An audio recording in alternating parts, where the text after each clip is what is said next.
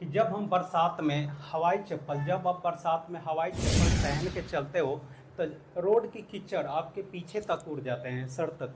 तो हवाई चप्पल पहनते हैं तो आपने देखा बरसात में चलते हुए किसी व्यक्ति को रोड की कीचड़ जो है ना पीछे सर तक उड़ जाते हैं। या साइकिल में या बाइक में मडर गार्ड क्यों लगाया जाता है, जिसे मडर गार्ड बोलते हैं, उसे तो इंग्लिश में सही जो स्पेलिंग होता है मड गार्ड होता है। मड मीन्स होता है कीचड़, गार्ड मीन्स होता है सुरक्षा के लिए जो हम लगाए जाते हैं, मड गार्ड बोलते हैं। तो बाइक में या साइकिल में मड गार्ड क्यों लगाए जाते हैं। या दही से बटर कैसे निकालते हैं, मीन्स छाछ से बटर कैसे, जब हम दही को ऐसे मथते हैं तो उसमें से बटर निकलता है, तो किस बल की वजह से निकलता है। या फिर दूध से मलाई कैसे निकालते हैं। तो हम बात करते हैं कि ये फिजिक्स का कॉन्सेप्ट है, मैकेनिक्स में पढ़ना है, क्लास 11th में भी और क्लास 9th में भी पढ़ना है।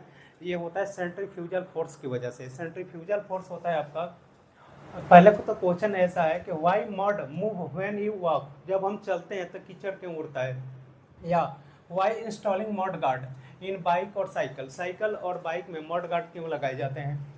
सेंट्रीफ्यूजल फोर्स होता है आपका, centrifugal force is a pseudo force that appears to act onward on an object moving in a circular path और rotating system.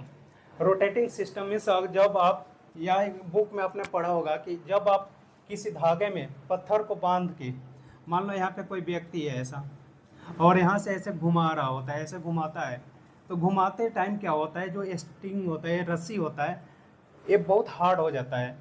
Move, rotation means move कर रहा होता है। तो और जब अगर ये व्यक्ति इस रस्सी को यहाँ से छोड़ देता है, कहीं दूर जाके इधर गिर जाता है। तो और ये क्यों गिरता है, क्योंकि सेंट्रीफ्यूजल फोर्स की वजह से गिरता है। और सेंट्रीफ्यूजल फोर्स का जो ये होगा मेजरमेंट होगा M V square upon R होता है। M for mass, V for velocity, R for radius, F for force. F equal to होता है मास इंटू वेलोसिटी के स्क्वायर अपन आर। अगर हिंदी में बात करें, अब केंद्रीय बल वह बल होता है जिसके कारण किसी गतिशील वस्तु में केंद्र से दूर भागने की प्रवृत्ति होती है। यह वह बल होता है जो अपकेंद्रीय बल के समान तथा विपरीत दिशा में कार्य करता है। या तो इसके समान या विपरीत, मतलब आप इधर से घुमा रहे हो तो दूर जाके कहीं गिरता है।